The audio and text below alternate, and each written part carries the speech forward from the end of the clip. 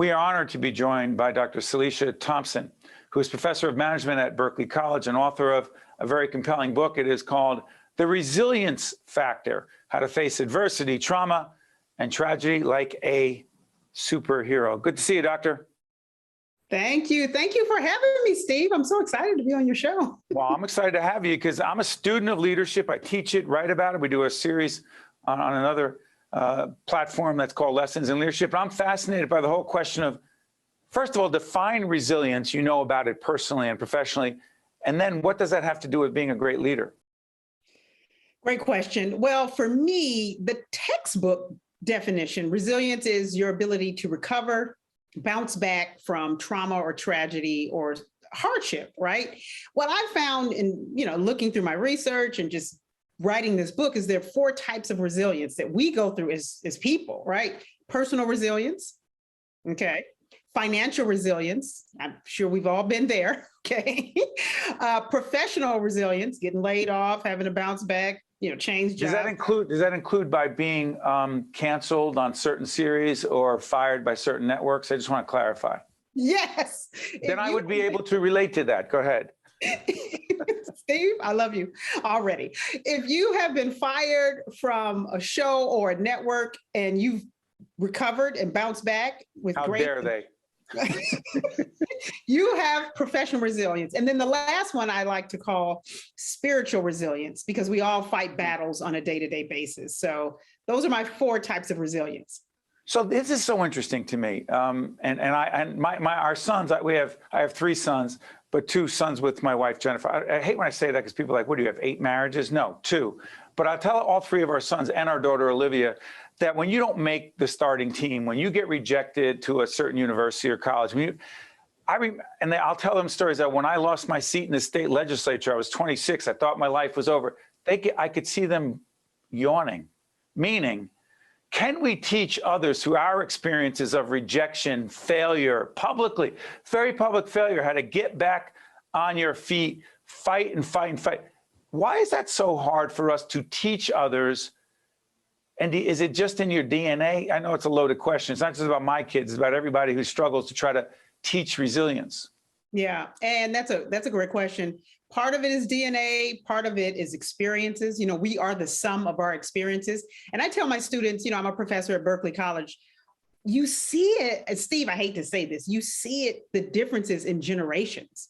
So it's generational differences, how my mom and them recovered from things. My mom can tell you stories and you'd be like, you went through that? But then the younger— And you're a breast cancer survivor. Do you share that with your students? Yes, I do. I'm a breast cancer survivor. I lost a baby at 28 weeks. 28 weeks, I had to deliver a stillborn baby and then head back into the classroom. And so I think you can teach resilience, but it is up to the person. And there's so many different facets that go into it. It's up to the person. You can teach it, but it also, emotional intelligence is a big piece to that. Listen, Dr. Daniel Goleman, who coined the phrase emotional intelligence, I know what he thought he meant by it. What do you mean by emotional intelligence? Well, it has a lot to do with self-awareness, confidence. And I noticed too, like the younger generation, a lot of them, they want to be a star right away, right? They don't understand, I'm not saying all of them, but they don't understand that hard work and that, like you said, you got laid off and fired. They don't understand that our journeys are so unique and it's not going to be paved with prettiness. It's going to be some hard times, and your ability to recover, bounce back, to be resilient is there. I feel like everybody has the resilience. Is it in us? I hate to do this thing about younger people because it's such a generalization, and I'm not going to play into the everyone gets a trophy thing because that's overblown as well. But have we done a disservice to our children? It's not just my family and our kids, but always picking up for them, trying to fix things for them. I don't want our kids to fail because I know they'll feel bad. That's not fair to them. Right. You're right. Oftentimes I tell people, sometimes when you're failing, meaning you can fail up, right? Fail forward.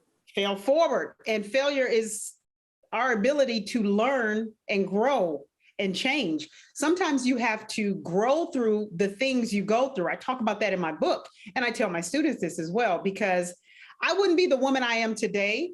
I work on a lot of TV productions as well. I work in entertainment as an entrepreneur, but I wouldn't be the woman I am today had I not lost a baby at 28 weeks, had I not had breast cancer, because those experiences really shaped who I am today. And I'm not now, we don't want to say, Steve, like, you have to go through bad things in order to be successful, but embrace the challenges as they come. And it's up to us as leaders and educators to help mold and teach people that they are resilient. You have everything you need to recover, bounce back, and move forward. Dr. Thompson, this is the book cover. It is The Resilience Factor. I want to follow up. I just want to make sure everybody knows. We'll put up the graphic as to how people can find it. And P.S., Berkeley College is one of our higher ed partners and colleagues. But I want to follow up on this. COVID and resilience. There are a lot of people, not just young people, younger people who are like, listen, this is horrible. They're doing this at the end. We're taping at the end of 2021. I got the fatigue, COVID. I can't take, I understand it. But resilience is not an option. It is a necessity in this. Am I overstating that? I don't get much applause, so I'll take it. So go ahead. If you were in church, I would give you some money in the church plate. Okay. And you'd be standing and see, in my church, let me just say this. We're a little quiet. Just a little too quiet, but that's another story. That's another topic. Go ahead. I got to bring you to my church. So I hear you. COVID and resilience. Go ahead. It really is about perspective, right? So we could have just say, hey, the last 2 years have been a nightmare. I'm just going to fold. Why not? This sucks. It's all terrible. Right. I used it as an opportunity to finish my book, to learn new skills.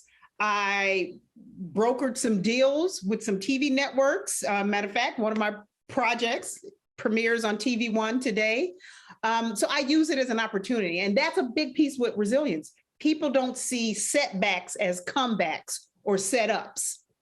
Where'd you get this? Listen, you say it's in everybody, doctor, but I'm sitting there going, no. Something about your background puts you in the best position to be as tough as you are and resilient as you are. What is it?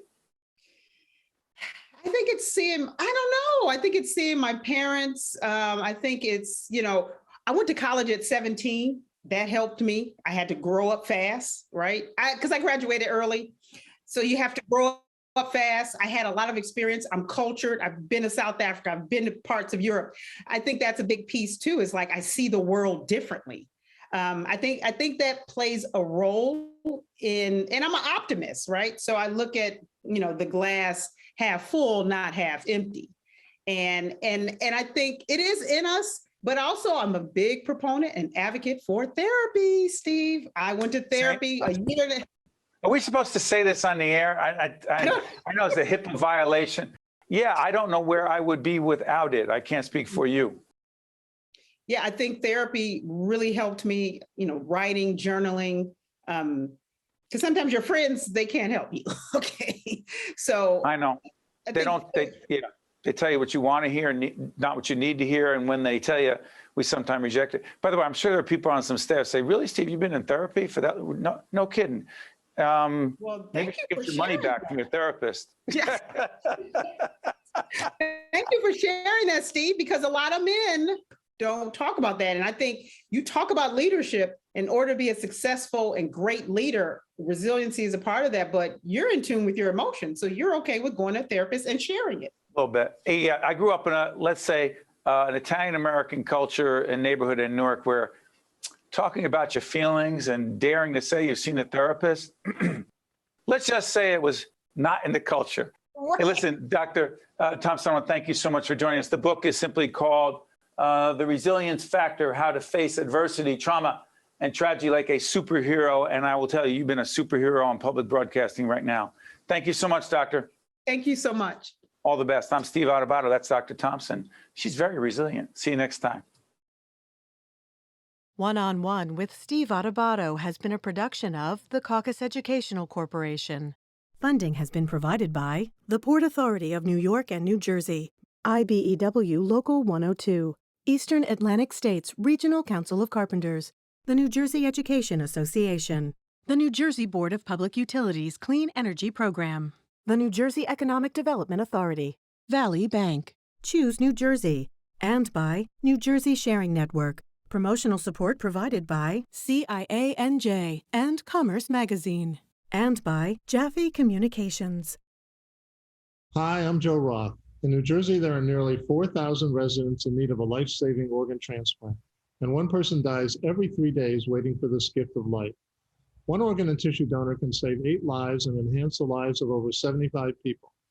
You have the power to make a difference and give hope.